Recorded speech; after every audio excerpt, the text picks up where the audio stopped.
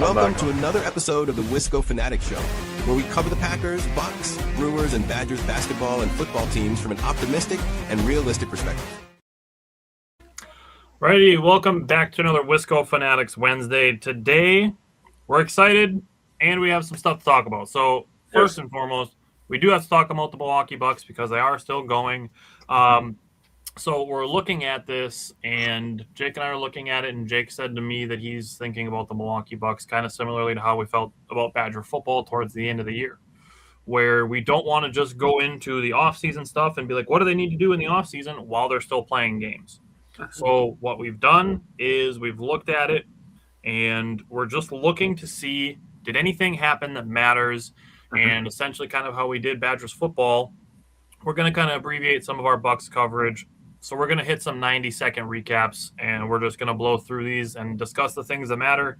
Doesn't really pay to hype on Doc Rivers because that's a conversation for the offseason. It doesn't, like I said, it doesn't pay to worry about points off turnovers and second chance points, like things that we know need to be fixed when there's 7 games left. So we're going to hit some 90-second recaps and talk about anything that does matter, and then we're going to move on.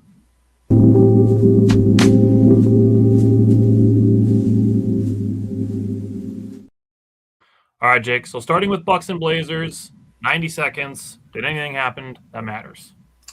Yeah, I think the main two things, I guess, that I'll talk about is Rollins got downhill. He scored in a lot of ways, scored 36 of the Bucks' 99 points. So that's something that needs to happen. He needs to shoot the ball a lot. You need to force him into situations so he can get more comfortable. And they got Jang 17 shot attempts. So that's something that also needs to happen. They've continued to get Jericho Sims shots near the rim. And Gary Trent Jr. was pretty bad in this game. The Blazers had 7 players scoring double figures. That's the things that I got. That's literally all I got for this game. All righty. I'll see if I can fit mine in the rest of the 90 seconds. I did put that the offense did look decent in the first quarter after Portland got off to a 10-0 start, especially with the amount of ball pressure that the Trailblazers were putting on the Bucks, knowing that the Bucks were thin at ball handling.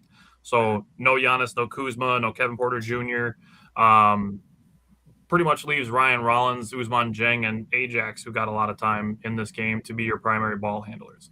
The Bucks, I do think, did a good job playing off screens, especially Ousmane Dieng and Ryan Rollins, who you mentioned.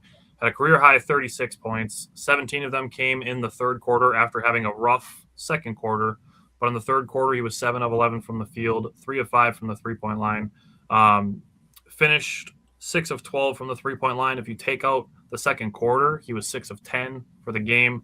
So he finished with 36, 4 and 4. The 5 turnovers is a little rough. So, I mean, there's that aspect of it. But Ousmane Dieng, like you said, him getting 17 shot attempts is good. Obviously, scoring 16 points on 17 shot attempts isn't great, so the efficiency isn't there.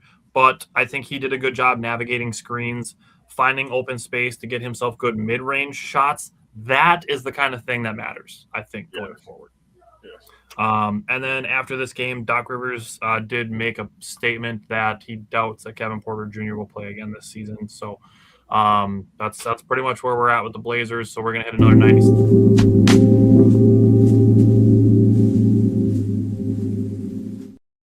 Okay, another 90 seconds, Bucks and Spurs.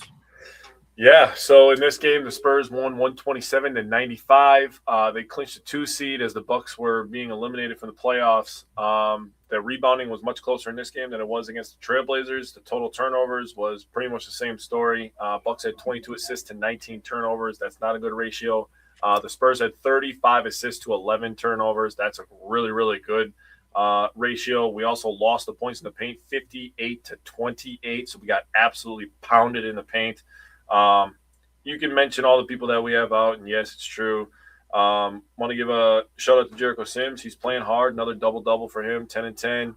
Rollins took a step back, and good bounce-back game for Gary Trent Jr., going 8 for 11 and 18 points after having an 0 for stinker against the Trailblazers.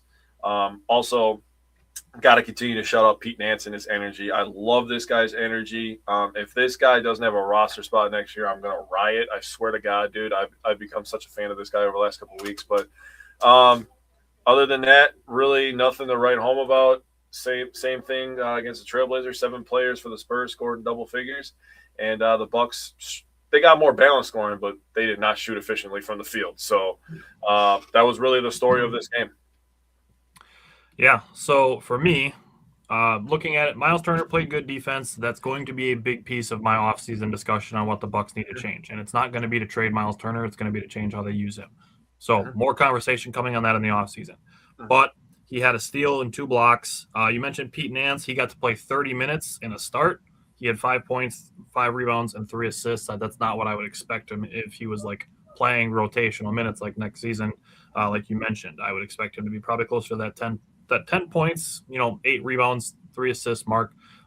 That's why I think he can fill into Bobby Portis's role. Andre Jackson Jr. made 3 out of his 7 threes, which is cool. I would love if I could trust that was going to continue going forward. It's been 2 years plus this season, so it's been basically 3 years, and it's just not consistently that Ajax is making his threes, even the wide open ones. So it's still like maybe there's somebody who has an idea of how they could use him in the offseason, that Ajax could be included in some sort of trade, but I just don't quite think he fits with the Bucks playing against somebody like alongside somebody like Giannis, who is so ball dominant and is looking to drive and kick. And the last note that I had is Ousmane Dieng is a real future piece. If you look at the box score, you see 12 points on 14 shots isn't great, but he kind of got forced into Kyle Kuzma's role, and I don't think he's super comfortable handling the ball that much. He did have the 4 turnovers, but he also had 6 rebounds and 5 assists. And then he's a good and willing defender. That is something that I want for this team going forward. He had 4 steals, and he led the team with 10 contested shots. Miles Turner was second with 9, and Pete Nance was third with 8. So I'm very, very pleased with what I'm seeing from Ousmane Dieng, and I'm ready to hit another 90-second recap with the Clippers.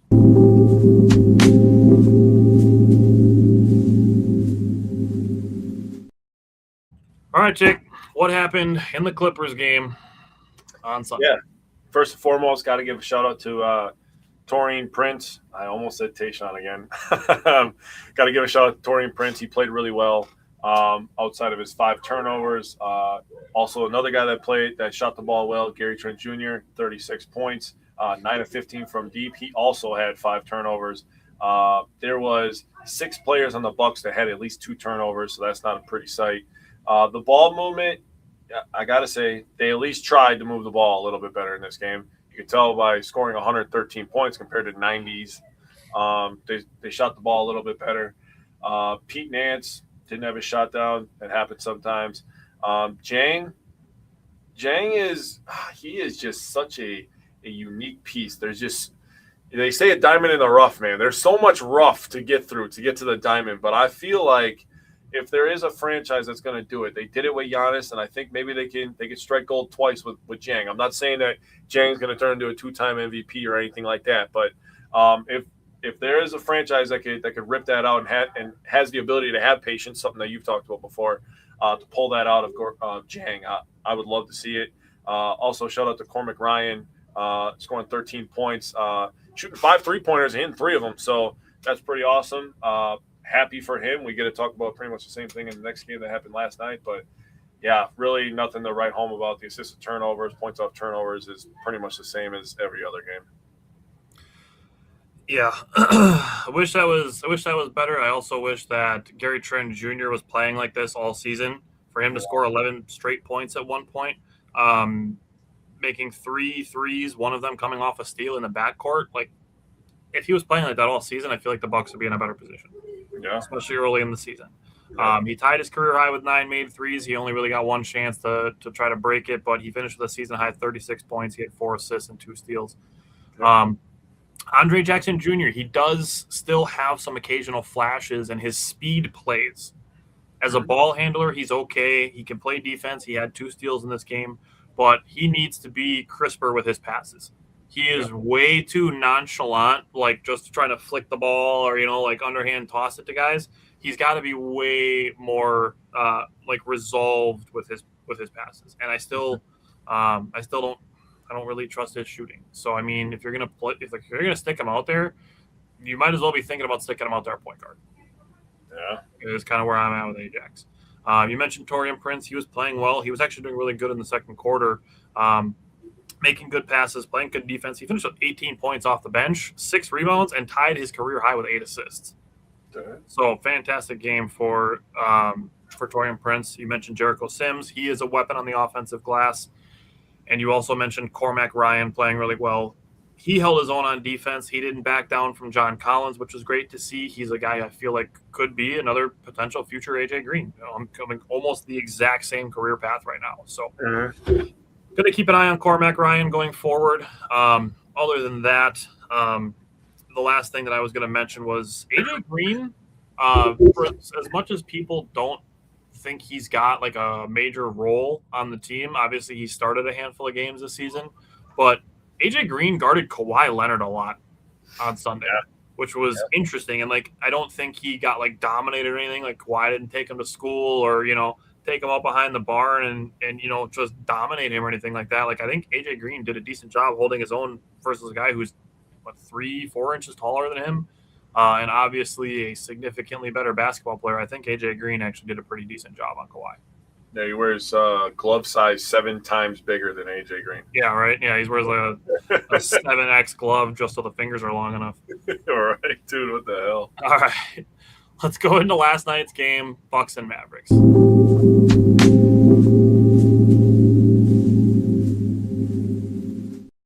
Okay, so we got some guys back for this one. Kuzma was back, so that was good to see.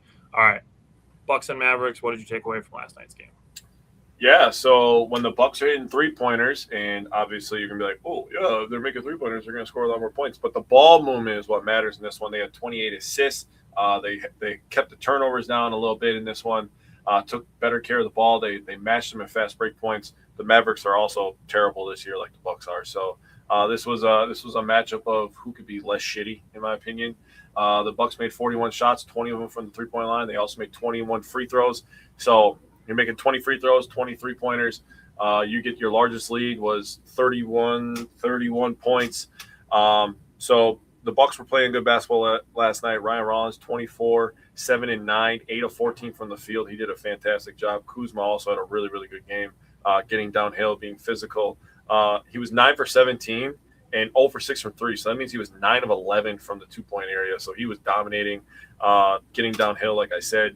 Got to give a shout out to Alex Antetokounmpo. Scored his first point as a member of the Milwaukee Bucks. We have like 2 more brothers to go through. One doesn't even play basketball, but we might as well just sign Kostas and have him score for the Bucks so we can get all the brothers in on the record books of scoring from Milwaukee. Huh? What do you say? I mean, sign him to a 2-way deal. See what happens. Might as well, dude. I mean, at least then you can have 2 of them playing together in the NBA and 2 of them playing together for the Herd. Hey, shit. You mentioned Ryan Rollins. It's a big deal for me for him to have gotten better at mid-range shooting over the course of the season. That is something that when we talk about Ryan Rollins being potentially most improved, that is something that has noticeably improved. He had the 9 assists, only 3 turnovers, so that was good. And then him playing in rhythm, he took a step-back 3 over a taller defender, something that I've been very critical of during points of the season, but it wasn't when he did it last night. It wasn't like as highly contested because he did it so well in rhythm that it created a lot of separation. So he basically drove from the top down to the elbow and then stepped back to the wing and was pretty well wide open. And that's the kind of shot that I would like to see him take because he did it in rhythm. Like there's so much to go with basketball being a rhythm sport. Seeing him shooting in rhythm was great. Kyle Kuzma was giving the Mavericks for a little bit the business. He crossed up Cooper Flag at one point, which was fun to see. He scored 20 points. Ousmane Dieng had a double-double. He had 16 points and 10 rebounds off the bench to go with 5 assists and only 1 turnover, and then a steal and a block. You mentioned the ball movement being good. 28 assists on 41 made field goals is fantastic. Pete Nance had 11 points in 15 minutes, so that's good efficiency there. And then 69 rebounds. Damn. I mean, again, you brought up the Mavericks are bad, but the Bucks had 7 guys with 6+ rebounds, which I think is just another thing that would have made the Bucks better this season if they had that consistent rebounding. Yep. All righty. So looking at what's next for the Bucks, they play tonight against Houston. They play Friday against the Celtics. They play Sunday against the Grizzlies, and then they play next Tuesday against the Nets. I think it is 7 games left, including tonight, right? Yes. Okay. So 7 games left. We're going to have 4 of them next week. We'll have 3 the following week. We're just going to continue looking for anything that matters. It doesn't pay for us to sit here and spend 15 minutes per game and spending a bunch of time saying fire Doc Rivers. Like, it's not happening before the end of the season, so it doesn't pay to spend a lot of energy on it. The Bucks are going to make some changes in the offseason. So with the last 7 games, let's just enjoy the last bit of basketball season, even though the results don't matter, whether it's win or loss. Doesn't matter. Let's just enjoy watching basketball for a couple more weeks, and then we'll focus on what needs to change in the offseason. Yeah, so we're not just saying this stuff because we're mailing it in. We are planning to have some bigger episodes in the offseason to really break down what the Bucks need to do. We've done that the last couple of years, and now that we're back to our old formation, just Tyler and myself, we're gonna really kick some shit into gear here. We're gonna break a lot of stuff down. I'm very excited to get into the first Brewers games of the season. We'll have to plan some stuff for Badgers football coming up here pretty soon. We got Packers content coming out for you guys on Tuesday. So we're grinding over here. We're trying. We're going to plan a lot of good stuff for the Bucks. We're going to talk about coaching candidates, the draft. That is probably one of the most important things that you should be watching for, is making sure that we're keeping ourselves in position right behind the Pelicans so we can keep our first round pick. No swaps. I mean, we're get a first round pick, but I would like a high one is what I'm trying to say. But we're not just mailing it in. We're not doing this for no reason. We have reason behind why we're doing this. So just stick with us, and we're going to transition into some baseball now. So let's get it.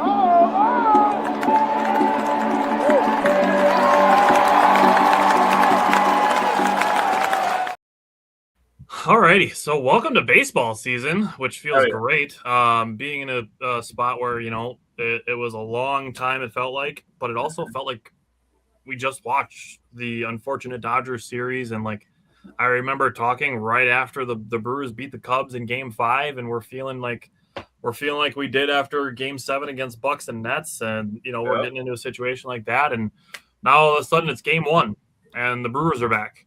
And we have Game 1. Right before Game 1 starts, we find out that Jackson Chourio is going to miss 2 to 4 weeks with a fractured hand, something that happened all the way back at the beginning of March from the World Baseball Classic.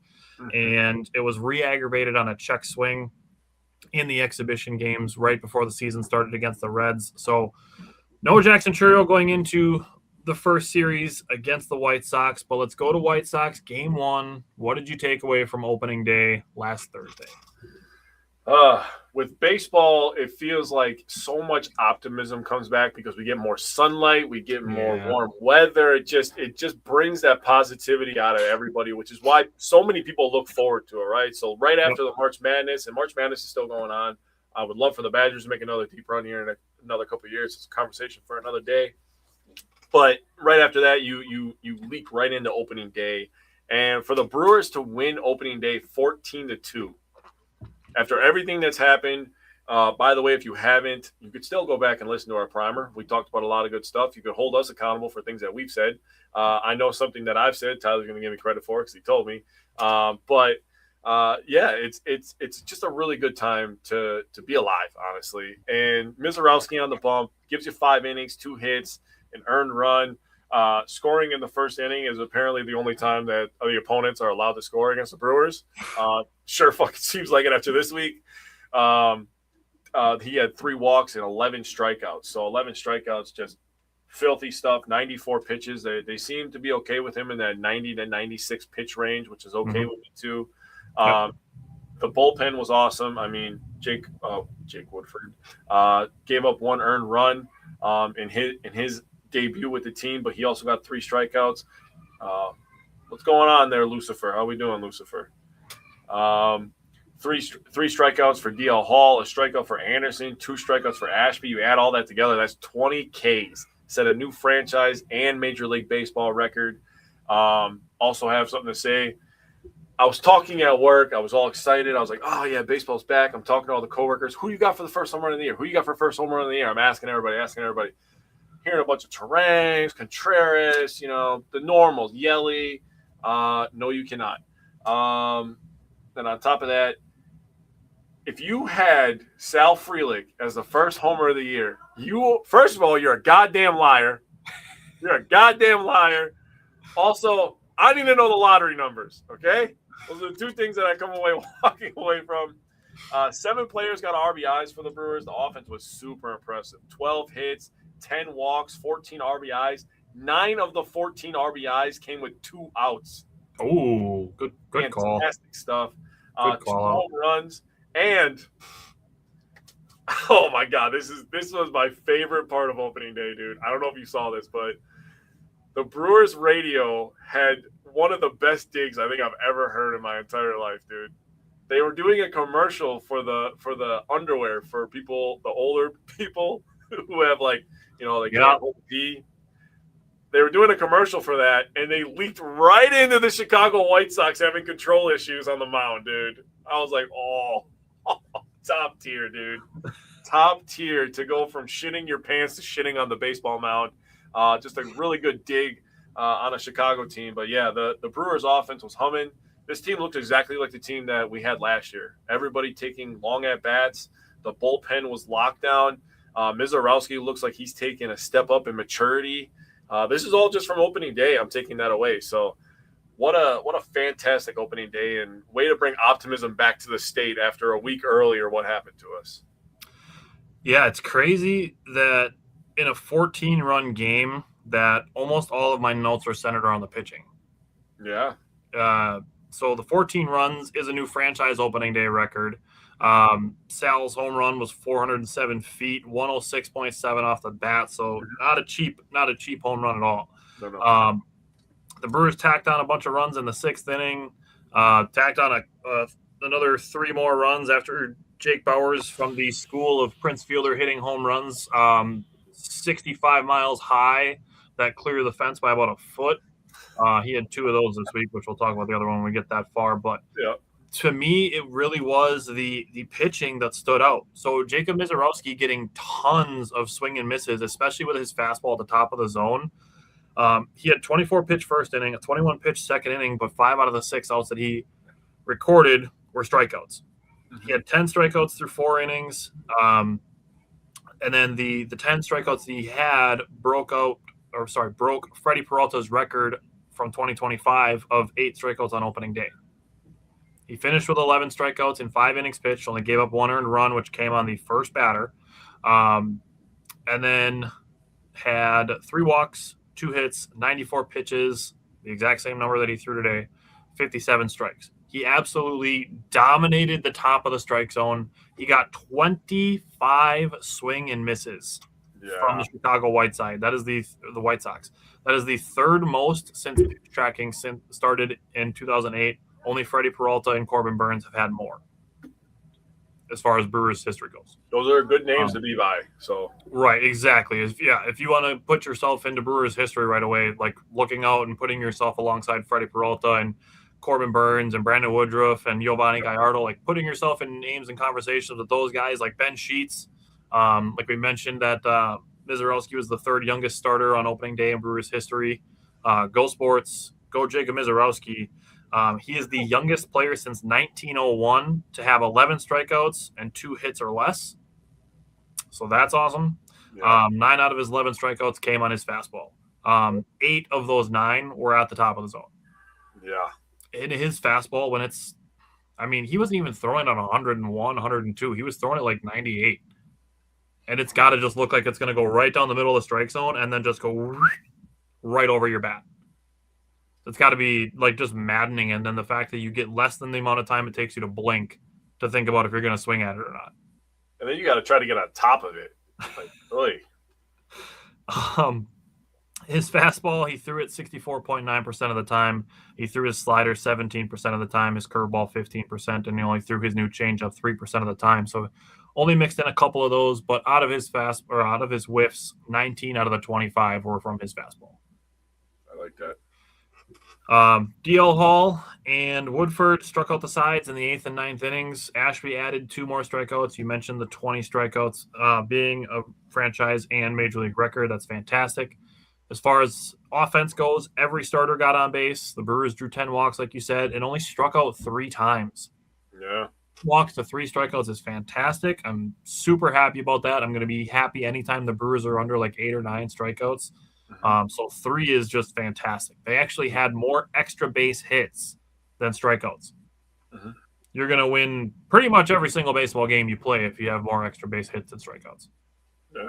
I mean, when we get to today's game from the Brewers and Rays, the 3rd game of that series, I mean, it's wondrous what just putting the ball in play can do for you. Seriously.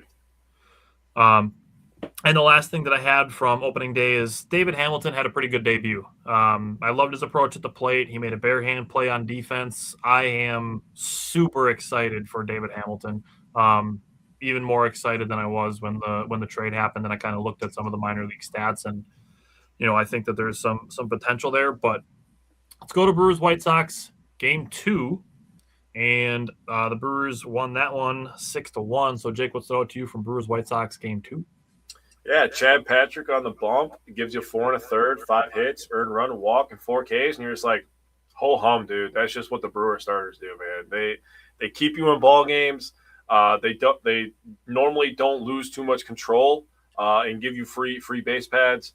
The Brewers' defense is just elite. So as long as the pitcher is not just giving up a bunch of walks, the Brewers aren't going to have a ton of errors.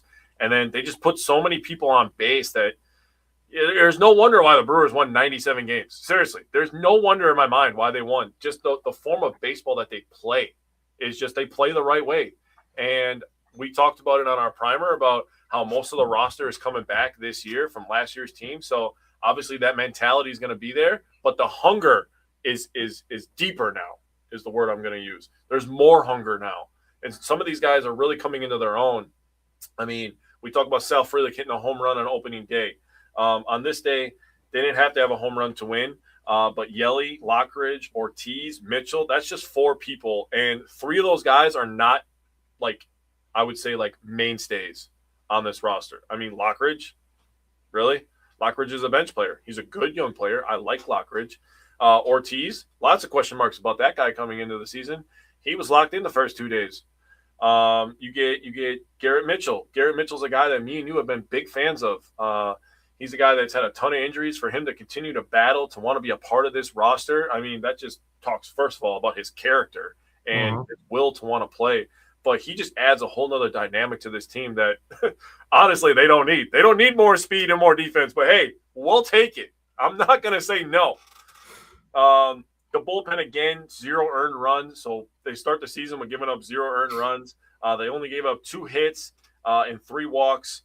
The bullpen had 7 of the 11 strikeouts. That was Ashby, who got recorded the win. He's 1-0 on the season at this point. Zerpa made his debut. Looked a little nervous, but he's all right. He'll be just fine. He does some nasty stuff, dude. So Contreras is going to do just fine with Zerpa. I promise you that. I just want to jump in on Zerpa really quick. Yeah, go ahead. Because, like, he did allow the 2 hits. Nothing scored against him. Yep. But Sophia Minert reported during the game that Zerpa went to the World Baseball Classic and was pitching with Salvador Perez, who he pitched with in the Kansas City on the Kansas City Royals. And Zerpa had spent, a week with the Brewers, 2 weeks with the Brewers to that point after being traded. And Sophia was reporting that Salvador Perez could already tell that he was different since getting traded to the Brewers. That's nuts. It's like, and again, to Matt Arnold's point, like, if they had wanted Zerpa for years, he was a guy that they had wanted for a couple of years. That's what Matt Arnold said when they traded for him. But, like, you get a guy, and it's like, Matt Arnold's got to be like, hey, I'm talking to the Royals about Angel Zerpa, and they're like, all right. And Chris Hook and Jim Henderson just immediately go into the lab so that the time that the guy gets to the organization, they're already like, here, drink this. Yeah. And then he's all of a sudden he's got a new pitch, and 2 of his pitches are breaking more. They're using this one less. He's got like 3 more miles an hour on his fastball here. This one now breaks this way instead of that way, and it goes 17 inches over that way instead of 4 inches over that way. And then you put him back on the World Baseball Classic team with the guy that he played with last season. They're like, who the fuck is this guy? Welcome to the Brewers pitching lab. Yeah, and, getting that nod from Perez, who's going to be a MLB Hall of Famer when he hangs it up. Absolutely. That's that speaks nothing but confidence. I mean, in a matter of 2 weeks, dude. I mean, we keep talking about the pitching lab, and those might be two guys that get into the Hall of Fame too. I mean, maybe they might get some consideration thinking about all the, reclamation projects that they've had to do in Milwaukee and just the brand of baseball that they play. A big part of it is the pitching lab. But Uribe, he had 2 strikeouts. DL Hall is an interesting piece. He could kind of, I'm going to say something crazy, I think. He could be like what Garrett Mitchell is X factor wise for the Brewers offense. DL Hall could be that X factor for the bullpen if you really think about it. Don't hate that. It's kind of a long shot. I knew it was going to be a little crazy, but I'm like, he could be the X factor. Think about if he starts just dotting corners, dude, with the stuff that he has too. I mean, he's not even looked at as one of the better pitchers on this roster, dude. He has nasty stuff, dude. He's got versatility with it too, because obviously he's a starter and that's in the bullpen. So I mean, we'll talk about Brandon Sproat in a minute, but you get to a point where if you have somebody who's got a short start and you're like, shit, what do we do? We don't want to have this bullpen butterfly effect that affects us, when we're playing the Cubs next Monday. DL Hall, can you give us 3 innings? And you know what? Maybe he gets to a point where he can handle that stuff. That's kind of what Ashby's role has been the last couple of years. But maybe you have 2 guys like that now. That would be fantastic for the Brewers. But I want to talk about, we talk about efficiency a lot more in a sport like basketball. But I want to talk about the Brewers' efficiency on the offensive end in this game specifically. 36 at-bats for the Brewers, 12 hits, and 5 walks. That means 17 out of 36 base runners got on base. That is 47%, dude. That, the pressure that they apply to you on both sides, on offense and defense, has just got to feel monumental. When you got a guy like Contreras who could be healthy and start hitting bombs, Terang has some crazy opposite field pop. I mean, the pressure they put on you. And then on top of that, they went 7 for 7 on steal attempts. Yeah. So Yelich got his first of the year, 1 for 1. Ortiz got his first 2 of the year, 2 for 2. Hamilton got 2 of his first 3, 2 for 2. Garrett Mitchell got his first 2 of the year, 2 for 2. So 7 for 7. They're super aggressive on the base paths. They find a way to get on base. The pitching is just elite. The defense, they don't make mistakes. The Brewers are just a wagon, dude. And the fact that people go out there and give you 83.5 as an over-under for wins is disrespectful. That's what I'm saying, dude. My God. Stop putting the Reds in the same conversation. Stop, man. They have not earned to be put in the same conversation as the Brewers. Stop, man. We're only on the second game, bro, but stop, man. Come on. So as far as the stolen bases go, the Brewers stole 7, like you said. That's the 5th time in franchise history that they've stolen 7+ bases. The reporters for the Brewers are giving a lot of credit to the Brewers' new first base coach. And I think that there's something there, so I'm going to keep a pretty close eye on that because I've seen a couple reports about it already.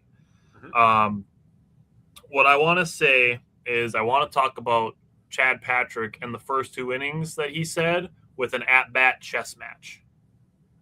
Okay.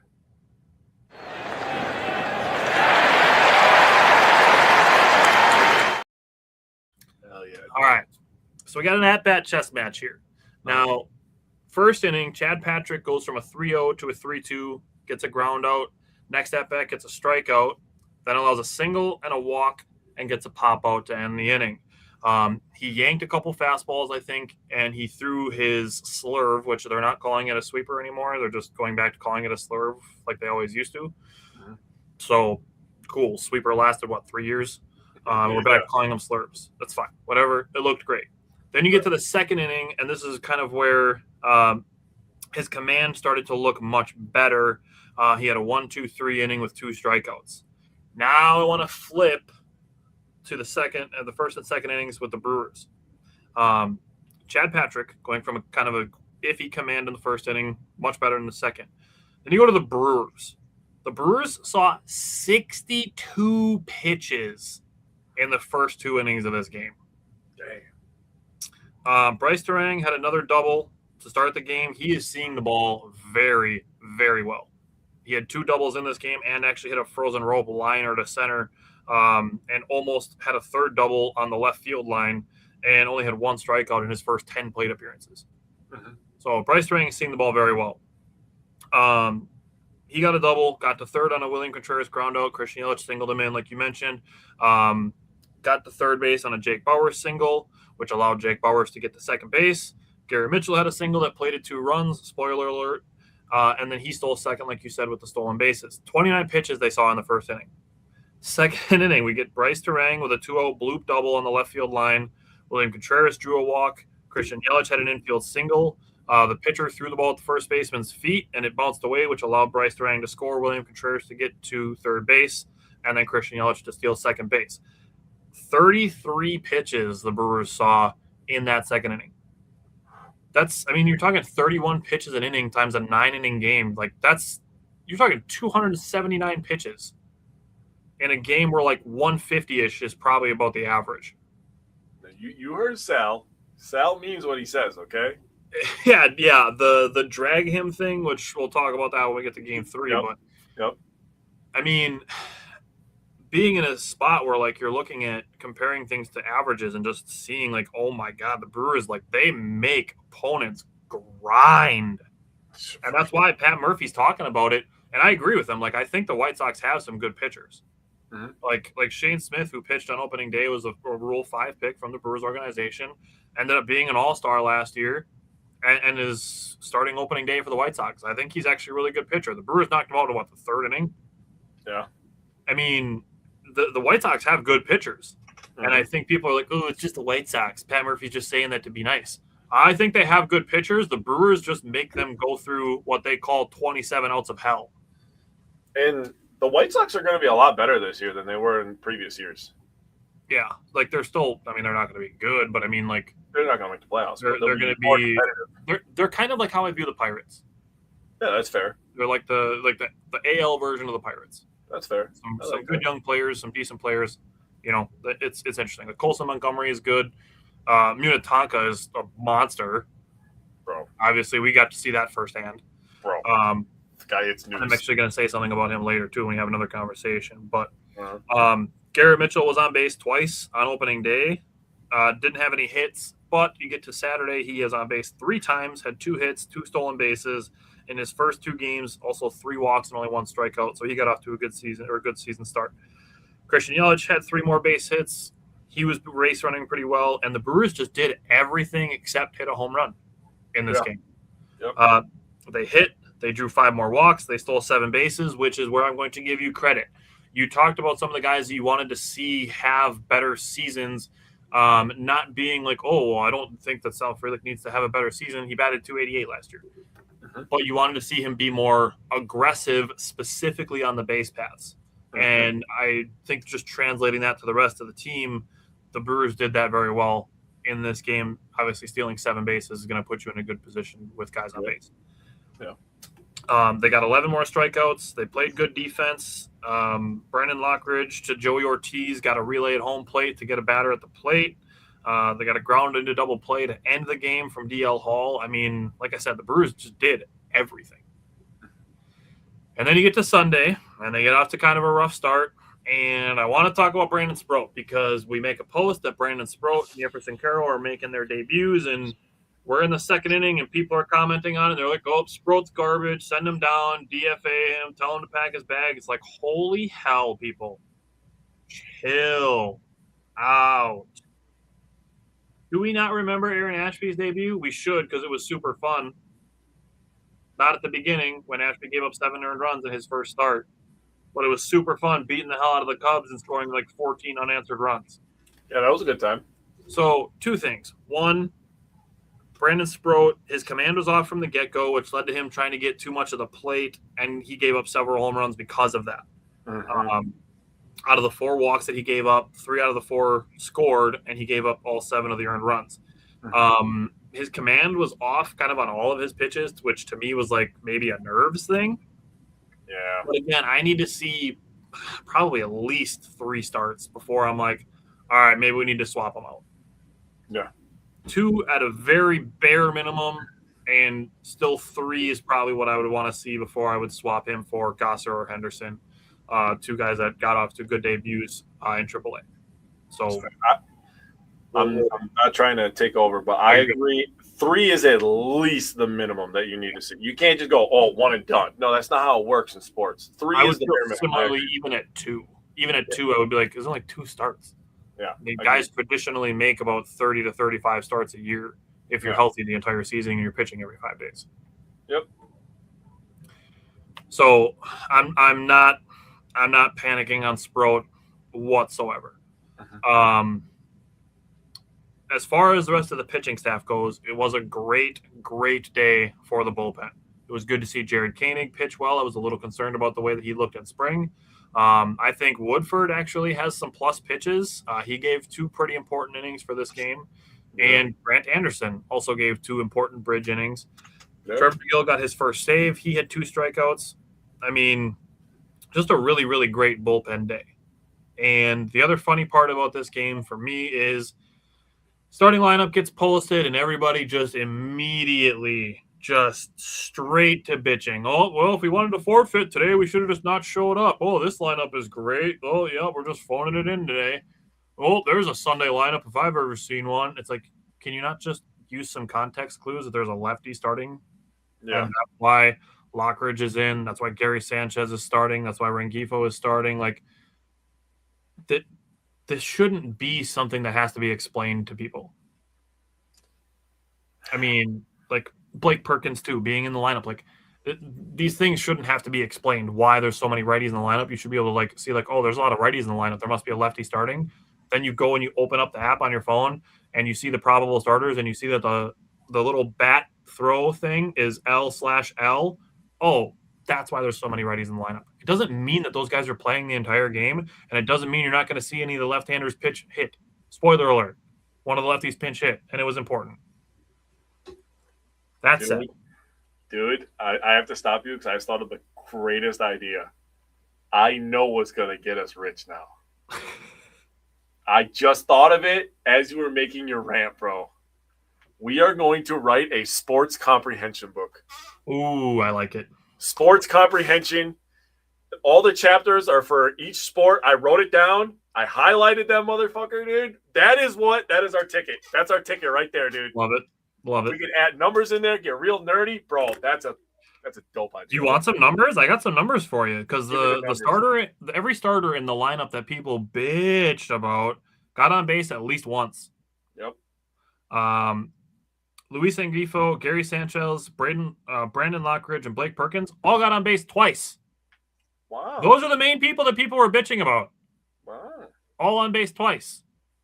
Rengifo also had 2 hard hit liners to the second baseman before the clutch hit that he had. So he was hitting the ball hard before he even got to the bat that like made a big difference in this game. Yeah, he was getting screwed early. It's much different when we get to game 1 against the Rays because that's just more of the same thing. Yeah. And then we get to Christian Yelich, and seeing Christian Yelich get his first pinch hit home run in his career. He had 36 pinch hit at bats before that. I went and looked, and 2 things that stood out to me after the game from conversations. Firstly, I'm going to say to Christian Yelich, for him being asked about like what the moment was all about and stuff like that, what he does is he turns around and he gives credit to the guys that got on base before him. He spends 0 time talking about himself and gives credit to the guys getting on base before him to give him that opportunity to hit that 3-run home run to give the Brewers the lead. Yep. So I love that from Christian Yelich. That's a great way to have the guys in the locker room be like, damn, that guy's a leader. And then the other thing is Tim Dillard saying after the game, the Brewers had a lot of traffic, and all that traffic helped score the 3 runs before Christian Yelich's home run. And, I mean, I've had it written down on a piece of paper right here next to my desk for like 2 years how much we talk about stacking traffic. Yep. And, putting the ball in play, just getting on base, speed, putting pressure on teams, forcing errors. Like, it's not luck. It's pressure. I said it last year.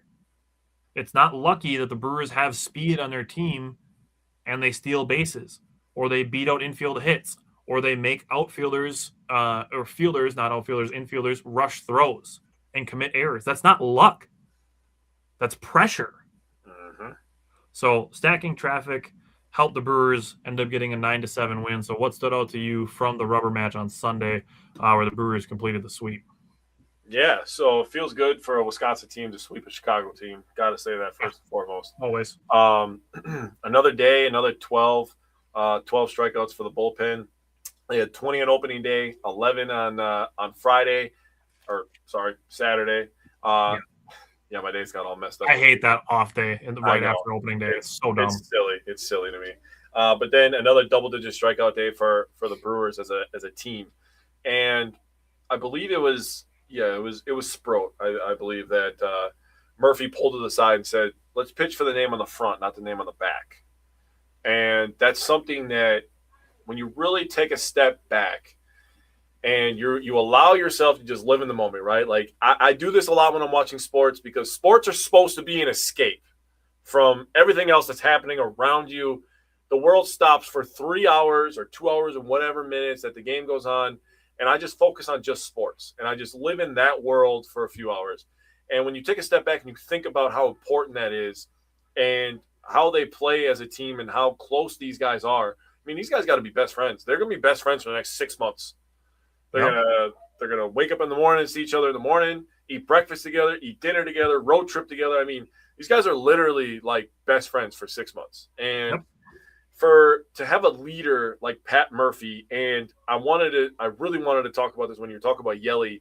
I mean, just having that throughout be the consistent thing that rings true is something that's just so special to me. And I think it makes people in Wisconsin, because of the way that we are and the way that we work and the things that we deal with.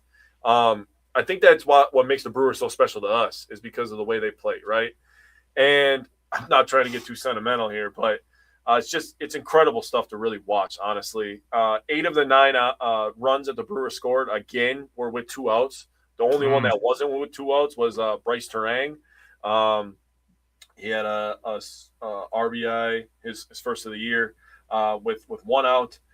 Sanchez hit a rocket to left to answer in the bottom of the first. That was a missile, dude. Like, that one was coming in hot.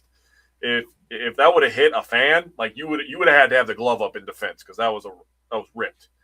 And I got to talk about 2 things. One, I want to talk about the bullpen total versus the White Sox in this series. 13.2 innings pitched, 7 hits, 1 earned run, 6 walks, and 25 strikeouts. Damn. Nasty stuff. The last thing I want to talk about, you mentioned Yelly's homer where he comes in deep right. What a call, first of all. Great call on the television cast.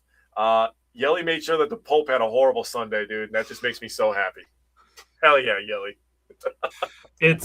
And knowing immediately that it was gone and the bat drop was tough, and seeing Sal Frelick like damn near trying to run the bases with him. Yeah. If you see it's not the drone, but like the deep up super high from the seats view of it, you can see Sal Frelick like running up pretty much right next to Christian Yelich because he's on deck and yelling drag him at Christian Yelich. And like the Brewers, the mentality that they have with the drag him thing, which is something that's going to catch on real quick with the Brewers, I think, is that the mentality when the Brewers go up to bat in a sport where trying to hit a baseball that is this big with a stick while the person is throwing the baseball at you either at 90 to 100 miles an hour with no movement or 85 to 95 miles an hour, and it can go 16 to 18 inches this way, and it goes 12 to 20 inches this way. Yeah, it's the hardest thing to do in sports. It's not close. No. Hitting a baseball is easily the hardest thing to do in sports. Yes. And the Brewers hitters doing the hardest thing in sports are going up to the plate and saying, "This is going to suck for you." Dude. Pat Murphy, back-to-back manager of the year. There it is. Dude. Our manager has pancakes in his pocket, and our guys are talking about messing with the pitcher on the mound, dude. Like, what is going on right now? for that to be the mentality, it's just like Yes. I can't love that approach more from the Brewers hitters going to the plate. Fucking A, dude. All right, let's go to the Rays series. The only loss that we have to talk about in this series is Game 1 against the Rays from Monday. What stood out to you from Monday's game?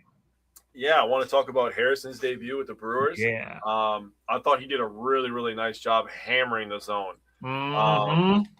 The strike zone was his friend, and he did pretty much the opposite of what Sproat did. Sproat was kind of all over the place. He was either too far outside of the zone or he's catching too much of the plate. And Harrison did a really nice job living on the edge, man. 4 hits, 1 earned run, 1 walk, 8 Ks.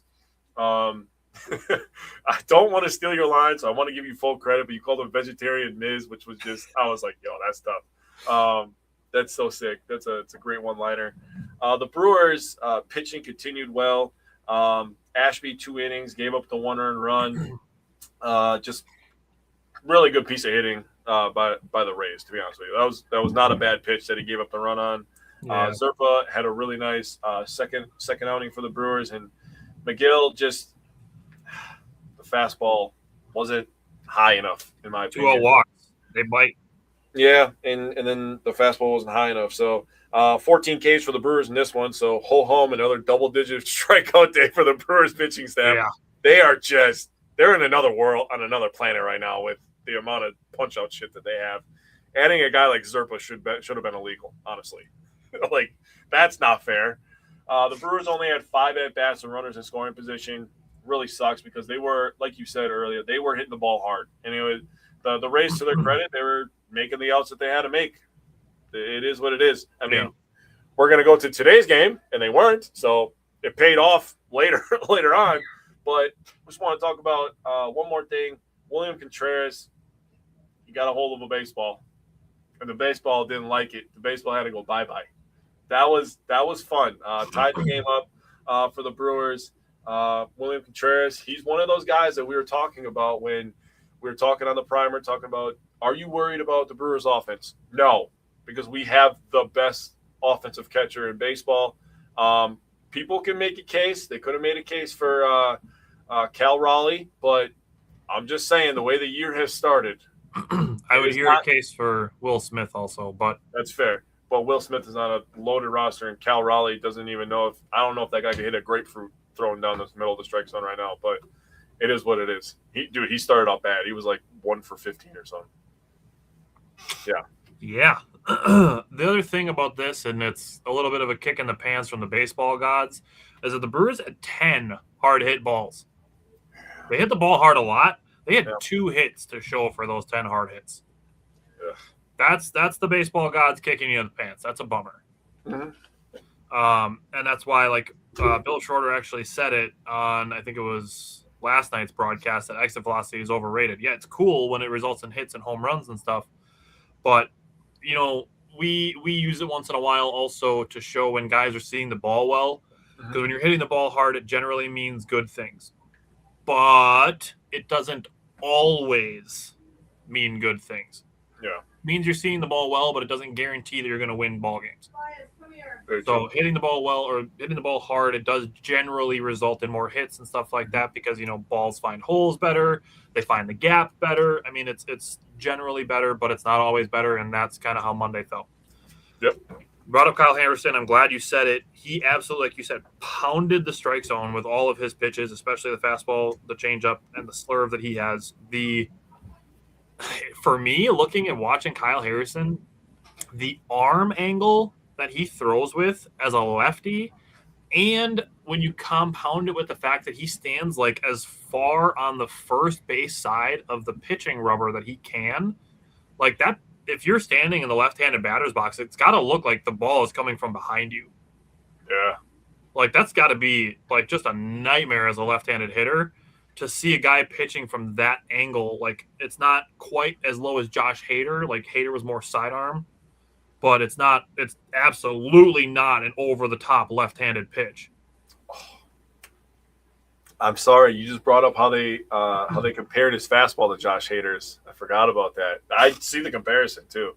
That's a good comparison. And it's not like Josh Hader could throw 97, like Kyle Harrison's throwing like 94. But that arm angle and then like the angle of the pitch is coming at. It's not like the pitch is coming at you like this. It's not coming straight at you. It's coming at you at like this. Yeah. Like that's got to mess with your timing. It's got to mess with your perception. So that deceptiveness, it makes his stuff play better. So like Mizorowski on opening day, he gave up a solo and then locked in. I think Kyle Harrison actually got better every inning. Mm-hmm. He finished his debut by retiring the final 10 batters that he faced, 5 of them being strikeouts. He had 8 total strikeouts in 5 innings pitched, and that's where I called him vegetarian Mizorowski, just because he doesn't have quite the, the flash, the meat and potatoes, the super flashy, the big juicy steak that Mizorowski's got that he can throw in the low hundreds, and then a slider at 96, which literally nobody else in baseball does. Yeah. Harrison's got the deceptive arm angle and pitching lefty from the left-hand side of the rubber. Now, the rest of the team, the Brewers, they were hitting the ball hard, nothing to show for it. Ashby's fastball command was a little off. He got to a 3-0 count, then got to a 3-1 count and gave up a solo shot. His off-speed stuff did look pretty sharp, so I'm not at all worried about Aaron Ashby just because his fastball is off for one day. After the solo shot, he had 3 straight strikeouts on a changeup, a slider, and a curveball. And the final 2 out of those 3 strikeouts came on 3 pitches. Mm-hmm. So he locked right in after giving up that solo shot. And then, like I said, the 2-out walk bit Trevor McGill. It is what it is. It's just kind of one of those things that happens. Yeah. So can't win them all. They weren't going 162-0, and now mathematically they can't. So let's just move on and let's get to last night's game against the Rays. What did you take away from Game 2? Yeah, so if you looked at the box score of this one, you'd be like, oh, they won 6-2, pretty comfortable win. That's not at all what it was. McClanahan looked really good for the Rays. He looked like a guy that looked like he didn't miss a year of baseball, honestly, in my opinion, for the first couple innings. Like 2 years of baseball. Yeah, 2 years. It was a long time. I think they said like 1,000 days. Yeah, that's wild. Crazy. That's almost 3 full years. That's insane. But the Brewers didn't have a hit for a couple innings. 4 innings, I believe it was. Woody was also very good. He gave up a few solo shots, but he kept the Brewers in it, and that's something that Brandon Woodruff does. Yep. And Woodruff is so close. I was telling one of my coworkers, I'm about to tell you a stat that I sent to Tyler that I found from Adam McKelvey. Woody is this close to being underrated. He's this close. I think people, there's going to be like, just like any other sport, there's going to be like people who watch the sport, understand the sport, and then there's going to be people that are like casuals that are going to be like, oh, dang, I forgot about that guy because he gets injured before the playoffs every year. Trust me, we know it hurts us. But the stat that I found from Adam McKelvey today was Brandon Woodruff is 15-1 with a 2.20 ERA over his last 25 starts at home, and the Brewers are 22-3 in those games. Oh my God, that is nasty, nasty stuff. 4 hits, 2 earned runs, 6 Ks. 8 strikeouts for the pitching staff in total. This is the first and only game this year that they've been under double-digit strikeouts. So 8 strikeouts. Ooh, so bad. Koenig was good. Anderson was good. Uribe. Little Harry. He escaped the bases loaded, but he got the job done. That's all I care about. It was a little hairy, but he got it done. Zerpa comes in. He cleans it up. But we got to talk about how the Brewers scored, right? Bryce Terang came through. Sanchez, he came through with the bases loaded. Sanchez with a walk. Bowers fly out to third and Lockridge single. Ortiz walked. And then, you get Bryce Terang. There was an error that happened. So, like I said, that good defense that the Rays were playing in the first game of this series came back tenfold to us. They were just like, yes, take these wins. We do not want them right now. Both games. Sanchez added a home run in the bottom of the 6th to give us a little bit of insurance. Lockridge had an RBI in the bottom of the 6th as well. And then Bowers had another moonshot home run that barely scraped over the wall last night, but he hit it plenty high. It hit the moon on the way up, but still made it over the fence. I think his goal is to try to hit the roof. I think that's what his goal is. He's getting closer and closer every day, but he hit another insurance home run for the Brewers last night. The Brewers continue to play dominant defense and have good pitching. 2 earned runs from your starting pitcher and then 0 from the bullpen again. It's just I cannot tell you how good this bullpen's been, man. And they, who is it that's like dominating right now? Is it Miami? I think so. They have like 3 earned runs the whole year so far. I think, which is if that's the only other team that's better than us. It's so dumb because the Marlins could be good if they wanted to. They just don't want to be good. Yeah, I know. They're weird. Everything that people think Mark Atanasio is with spending money, that's who the Marlins are. And the Pirates. Well, yeah, but like they have the players. Marlins, like they've had so many good players go through their organization. Yeah. Traded for peanuts, like. Yeah, that's fair. The Pirates are just bad. The Marlins are bad because they don't want to be good. Yeah, that's fair. That's fair. So we get to Woodruff's first start this year. Murphy talked about it before today's game that Brandon Woodruff's his resolve that if he was going to be pitching, he wanted it to be in the bigs. He didn't want to make a start for Nashville and then come up. He said if he was going to be pitching in a game, like an actual game, he wanted it to be for the Brewers. Yeah. And Murphy said with him being who he is, obviously a veteran guy, and being through what he's been through, obviously with the injuries, but also like he's got plenty of playoff experience. Oh yeah. And obviously a lot of regular season under his belt. Murphy said that stuff did make a difference in him being in the starting rotation for opening week. Mm-hmm.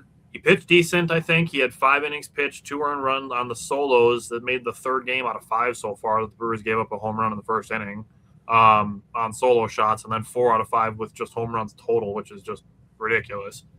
But it is what it is. I do think his command was good. If you look at his baseball savant page, there's some like white spots in the center of the zone, which to me shows that he was doing a good job working on the edges. With that, only 67 pitches through 5 innings. I did think he was going to get the 6th inning after having a pretty quick 5th. But I get taking him out a little bit early, especially when like the main focus with Brandon Woodruff isn't going to be how many games he pitches in the regular season. It's going to be, will he be pitching in the postseason? Yeah, let's get him to that point. So I'd rather be treating 75 like the 90 pitch mark for Brandon Woodruff than to get 2 extra starts out of him in the regular season and then not have him for the playoffs. 100%. But the offense did get him a W in the bottom of the 5th with the offense like you were talking about, with Gary Sanchez drawing a walk, getting a 1-out single, a 2-out walk, and then Bryce Terang with a bases loaded single. And Bryce Terang does a really smart thing on the bases where he was trying to stay in the rundown long enough for the run to score from third to give the Brewers a 3rd run in that position. And the run was about to score. Jory Ortiz was taking off. Terang was trying to do 2 things. One, he was trying to draw an interference. Like he had kind of had his arm out as he was sliding, hoping that if he made contact that maybe he'd get an interference call, which wasn't the case. But the ball did pop out of Cedric Mullins' glove as the tag was being applied. And that was a great challenge by Pat Murphy to challenge that. And Terang ended up safe at second, and the Brewers did get another run out of that. Because there was no transfer, because that would have been the 3rd out. So there was no transfer needing to be made, and he wasn't trying to get the ball out of his glove with his hand. It just popped out on the tag. So great challenge by Pat Murphy. The second challenge that Pat Murphy had to make is ridiculous that this is happening in a Major League Baseball game. If you have a cell phone and any social media network, you have probably seen C.B. Buckner making one of the dumbest fucking calls in a Major League Baseball game that you've ever seen. Yeah, dude, that was fucking bad, dude. Holy like shit. Jake Bauers just hits a line drive at the second baseman. It gets knocked down and thrown towards the Brewers dugout, and it's an error. And Bauers turns. He doesn't turn towards second base. All of a sudden, he gets tagged, and C.B. Buckner's standing there like this with his hand in a fist. And he's like, and Bauers is looking at him like, what? Thinking that C.B. Buckner maybe thought that he turned towards second or something like that, because obviously Bauers knew he stepped on the base. And then they're like, the Milwaukee is challenging the out call of the runner not touching first base. And then even Levering is like, that's a horrible call. And Bill Schroeder's like, he's not even looking at the bag. He wasn't, dude. That's so bad. He's watching the ball fly by over here. And Bowers is stepping on home plate down here. How are you making that call? Golly. How are you going to sit and make a call on something you're not looking at? You would have gotten way less flack if he had actually not stepped on the bag and you let it go and him be safe. At that you were point, staring at the ball to say he didn't. At that point, he has to take accountability and be like, go to like his other umpire, like, I didn't see it. Did he step on the bag? And then have somebody else who maybe saw it be like, yeah, he stepped on the bag. And then we just call the play. But that would take him putting his pride to the side and being like, I didn't see it. I was watching the ball. Okay, people make mistakes. I'm not going to get mad at you. But the fact that he called him out, are you fucking kidding me, bro? Holy shit. It's one of the dumbest things I have ever seen. Dude, he's in the middle of the base, dude. Dude, you imagine if it was 10 years ago and there weren't challenges available? Oh. Wow. Dude. The Detroit Tigers, like I said, it would be worse. It was worse that he called him out while not looking at it than if Bowers had like taken a step over the bag and nobody noticed, and then people are like, oh, he missed that one. Because people can at least then reconcile that and be like, well, if he stepped in the ball was an error, he would have been safe anyways. Like something like that, where it's like it's not as big of a deal. Like he was obviously going to be safe because the throw was nowhere close. Not something like where he, oh my God, like you can clearly see that he obviously stepped on the base. You're not looking at the base and then making a call on something you can't see. Like, oh my God, dude. Like it's insane to me that you know what had to be challenged. The funniest part is I forget his name, but the manager for the Rays is just smirking, looking over at Murphy. Yeah, they're pointing and laughing at each other. They started laughing with each other, like, yeah, I'm dealing with it too. Oh my God! Like the enemy of the enemy is my friend. Like, damn, dude. Like you have opponents in a professional sports league laughing with each other at how bad officiating is. In the middle of trying to win a game. In the middle of trying to win a game. That's just insane. Oh my God. It's so wild that was a reality. The Brewers offense won the game by scoring 6 runs in 2 different ways. In the bottom of the 5th, they did a lot of stacking traffic, and then 2 of the 3 insurance runs came off of solo home runs. So the Brewers, they can score many different ways with many different players. So that's great to see. And that is where we get to with today. So the Brewers, they scored 8 runs, and only 2 of them came on a home run. Yep. So let's talk about today. What stood out to you from today's game, Brewers and Rays game 3? Yeah, Mizorowski started this game, and he was just locked in, dude. He was. That was probably. I don't want to say that. That's hyperbole. But he was really good. Still gave us 6 innings. Had a situation where he was in the top of the second, and he was trying to get the final out. 100-mile-an-hour fastball off the bat hits Buckner right in the middle of the face, and it's like, don't fucking call somebody out when they touch the middle of the base. Now, all seriousness, I hope that he's okay. I don't want anybody to be hurt. Right. It is just sports, but I was joking around with my coworkers today, like, hey, maybe it'll fix his eyes. Maybe he'll call the correct calls now. So it is what it is. Miz struggled for a little bit there with his command. Had a walk, gave up 4 or 5 batters. Yeah, give up a single. Blanking on his name. Who hit the home run today for the Rays? Diaz. Marcus? It was Diaz, right? I thought it was Diaz yesterday. Today I thought it was it Fortes? Oh, it might have been. Well, anyways, no, I think it was Diaz. You can double check me. But anyways, that guy is a hitter. That guy. Oh, it was Diaz today. Maybe I'm thinking of yesterday that it was Fortes. Yeah, it was Fortes yesterday. But Diaz, that guy is a professional hitter. Yep. And the Rays are a little bit of a scrappy team. They probably won't be in the playoff race, but that'll be a guy to watch towards the trade deadline. Sure. That needs offense. He'll definitely be up on the list for some people. That guy, he got on top of was it a fastball at like 99? That's what he hit out. And I was like, yeah, if you can hit that, dude, you're hitting anything. Honest to God. You're hitting anything if you can get on top of 99 at the top of the zone. But the Brewers offense picked up Miz. Miz did just fine. 2 earned runs, 2 walks, and 6 innings. That's a quality start. First year for the Brewers. Anderson was really good. Ashby gave up a walk, but he locked in like he usually does. And Dale Hall gave up a hit, but had 3 strikeouts, 11 strikeouts for the team. Another double-digit day. A couple things I want to talk about here. First of all, Brewers, 5 for 9 runners in scoring position. They've been elite so far to start this year, runners in scoring position. Bryce Terang's home run answered a 2-run homer that happened in the top of that inning.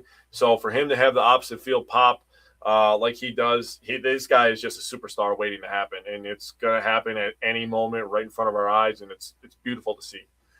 Want to talk about the bullpen, and I want to talk about 6th inning since I heard this stat during the game. Also, I will not be taking any more Bill Schroeder slander. If I see any more, I've seen a couple people complain about him last year. If I see any Bill Schroeder slander, you're getting slapped via me. Got it? No more of that. Tyler and I were talking last night. We're talking about when Jim and John used to call Bucks games. Oh my God. That's when everything went wrong when they left. Everything went wrong when they left. Honestly, it feels like that. I know it's not true, but it feels Throw like Ted Davis in there too. Yeah. For real. Euchre, obviously, RIP, my guy. We've had a lot of legends around here. So I'm not taking any Bill Schroeder slander. Understood? Understood. Good. 6th inning or later, he gave us this nugget today. The Brewers have scored 25 runs. I think it was 20. It's up to 26 because when he said the stat, we didn't score another run yet. They've only given up 3. 26 Damn. in the 6th inning or later. That is the 4th best all time through the first 6 games in Major League Baseball history. They are plus 28 in run differential. That is currently the best in Major League Baseball right now. And they're 15 for 16 on stolen bases this year. That is phenomenal stuff. Now, I want to talk about the bullpen. I'm going to talk about them versus the Rays and then their year-to-date so far because they've been fantastic and they need to be talked about. They need the love. They deserve it.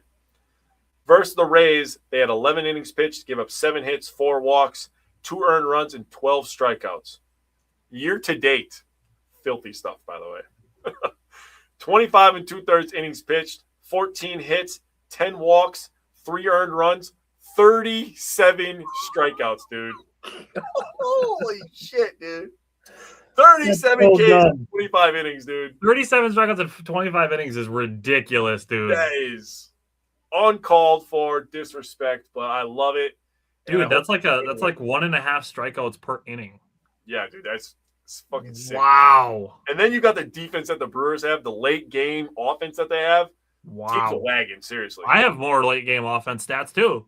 Hell yeah, dude. Let's get into it. So for me, looking at Mizorowski, he came in, his slider was nasty early.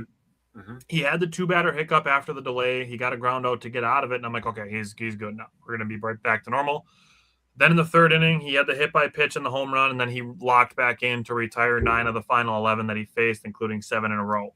Mm-hmm. Just like you said, the whole hum, 6 innings, 2 earned runs, 4 hits, 2 walks, 7 strikeouts. Like that's where we're at. Like, yep. Obviously the Brewers traded Freddie Peralta and Mizorowski's just like, no, I got you. Yeah. And we'll just have some other young phenom type pitcher come up and take my spot. Yep. And the Brewers knew that. Matt Arnold knows that.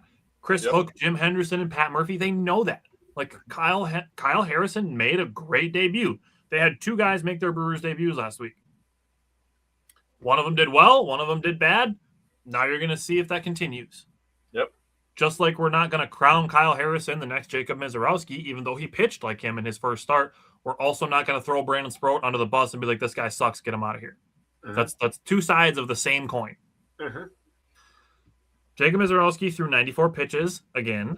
62 of them were strikes. He got strikeouts with 4 different pitches.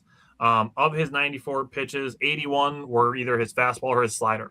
He is literally an ace with 2 pitches. He can just go in. He's so good that he can win with 2 pitches while he's working on 2 other pitches. He's just like, okay, so I can win with these 2. And in the middle of me beating a professional baseball team in a regular season game, I'm also going to mix in this curveball and changeup that I'm working on. Like he's literally just exhibition gaming in the middle of a regular season game and being like, yes, I'm also good enough to beat you with 2 pitches. That's nasty. That's so dumb. That's ridiculous. Yeah, that's nasty. Dude, just like the Brewers need to extend him like today. Because just imagine when he's dominating with his curveball and his changeup, and you're not just up there with like it's Abner Uribe. He's Abner Uribe, but a starter. He's got 2 pitches. And you have to try to guess which one he's going to throw, and good luck if you guess wrong because you're not going to come anywhere near the baseball. No, you're not. Because the Rays only swung the bat 45 times out of the 94 pitches that Mizorowski threw. So they were clearly trying to be patient. He did have fewer whiffs. He didn't have as many whiffs in this game because, like I said, the Rays were trying to be patient. And it's that's basically where you're at. You're guessing or you're hoping. Yep. Those are the two things. You're hoping that he doesn't hit the strike zone, or you're guessing which pitch that he's going to hit the strike zone with. Yeah. That sucks. Dude. Bad and then the team on the other side is going up, and they're like, I'm going to drag your pitcher through hell. Yep. And the other team is going up guessing or hoping. Man. Welcome to Tampa Bay Rays on Wednesday. Seriously, dude. And then they had all the errors. Mizorowski after an awkward delay, but other than that, Bryce Terang had himself an inning. In the bottom of the third, he hit the 2-run home run to tie the game. And then in the top of the fourth, he makes a diving stop in between first and second base, like shaded towards the middle, towards second base, dives back towards the right field hole, and gets Chandler Simpson at second base. That needs to be talked about as more than just the great play of him diving and then being seated and throwing the ball to second base to get the lead runner out. That's Chandler Simpson. The stuff that Elly De La Cruz does on the bases, Chandler Simpson can do on the bases. He's that good of a base runner. He's that fast. He's fast as shit, dude. He literally might be the fastest player in Major League Baseball. So it's not just a 4-6 put out at second base. You're also removing Chandler Simpson from the bases. That needs to be like some extra emphasis. So here I am giving that emphasis. In a 2-2 ball game. Absolutely. Exactly. So getting Chandler Simpson off the bases was important in that situation. You brought up Grant Anderson and Aaron Ashby, two quiet and important bridge innings, faced the minimum. You mentioned that Ashby did have the walk, but he did get a ground into double play to end the inning. So it took them just 15 and 9 pitches, 24 pitches total to get through 6 batters. So good job there. 8th inning. You talked about the 6th inning or later. I want to talk about just the 8th inning. Yeah. Since Sunday, they have scored 13 runs in 4 games in the 8th inning alone. You might not see 13 runs scored in a series against the Brewers this year. The Rays didn't do it. The Rays scored 3-2-2. They scored 7 runs total. The Brewers have scored more than 13. They've scored 13 in just a couple days since then. They scored 6 on Sunday. They had 2 singles to score the first 3. Then Christian Yelich hit the pinch hit home run. On Tuesday, they scored 1 on the Jake Bauers moonshot home run. And then today, they scored 6 more runs with no homers. That is stacking traffic. That is putting the ball in play. That is Bryce Terang's speed forcing Junior Camanero's 3rd error of the day because he dropped the ball because the play is rushed because Bryce Terang is the one busting it down the line on a bunt trying to move Joey Ortiz over to second base. Yep. And then all of a sudden, you're in a position where everybody's safe. Then there's another single. Then there's another single. Then there's another single. Then there's a walk. Then there's a double. Then there's a single. And all of a sudden, it's 8-2 in 7 batters. That sucks. That sucks, dude. It's not like you go like single, double, walk, and then Aaron Judge comes up and hits a grand slam. You're like, fuck, like we just had 4 guys and there's 4 runs. It's the conga line from the Looney Tunes skit against Bugs Bunny. It's everybody's getting on base and just hitting the ball hard. Yep. Or trying to hit it soft and then being like, I'm fast as fuck, boy, and making the other team make mistakes. Yep. So it's, again, 83 and a half wins for the Brewers. It's like, do you not watch them play? Seriously. People got to see the Brewers on their schedule and be like, fuck, I don't want to play the Brewers. They're annoying as shit. I wouldn't want to play the Brewers if you just used your bullpen in the previous series a lot. Valid. We're about to fuck you up bad, dude. So the last thing is we get to DL Hall. Kind of a weak hit by pitch. Actually had to be reviewed. But from there, he went strikeout, single, strikeout, strikeout. The first strikeout that he had came on 5 pitches. 4 of the pitches were changeups. The second strikeout came on 4 pitches. He threw 2 changeups in that at bat. And then his 5th strikeout came on a 4-seam fastball. He went changeup, sinker, 4-seamer. So he threw 19 pitches total to get 3 strikeouts. 16 of his pitches that he threw were either the changeup or the sinker. So I don't necessarily want to give up on DL Hall being a starter yet, but I do think if they go the Aaron Ashby route with him, I think he's going to be just fine. I still think he's going to be a good piece to have gotten back in return for the 1 year of Corbin Burns that the Orioles got. Yeah. Okay. So the Brewers will have 2 series again between now and next Wednesday. They have 3 against the Royals, 3 against the Red Sox. All 6 of them are on the road. The other 2 things that happened is the Brewers brought in Luis Matos from the Giants. In my mind, he's just basically depth, organizational depth, since the Brewers brought up Perkins due to Churio and Baду being on the injured list. Mm-hmm. So they just brought in another infielder that they'll be able to DFA and then see if they can keep him at AAA after he clears waivers. Then the other thing is Cooper Pratt. So we want to talk about the Cooper Pratt extension. Jake, I don't know if you have any thoughts on it with a new deal worth up to 8 years, $50 million. The last 2 years of it are for $15 million club options, meaning it's essentially a 6-year, $30 million deal with 2 $15 million club options attached to it. I don't know if there's anybody else that you're like, okay, let's see if we can do a deal like that with them. But I was pretty surprised to see the Brewers extending Cooper Pratt because we were kind of wondering if he was going to be maybe an odd man out with how quickly Jesus body is rising. Well, I'll say this. In 6 more years, with the way that, people are getting paid right now, in 6 more years, if he keeps going on the trajectory that he's going, and he's a starting shortstop, $15 million is going to be a fucking bargain for a starting shortstop, dude. So what a great deal from Matt Arnold. Just locking up your depth, making sure that you stay in a position of power when it comes to these trades. You're going to lock up one of these guys. Okay, so he's not getting traded. He's off the board. Now you got to reassess some of your pieces. But the way that the Brewers have to do things, I love the move. I don't question anything that they do ever, to be completely honest with you. They've earned that right that you have to at least wait and see what happens before you comment on it. Yeah. That's all I got. The Braves did it a little bit with like some of their more prominent trade pieces that they acquired, and they were obviously major league guys. The Brewers are just trying to get ahead of it a little bit by having guys that they know are going to be in the bigs, which to me, this deal signifies that Cooper Pratt's probably going to debut this year.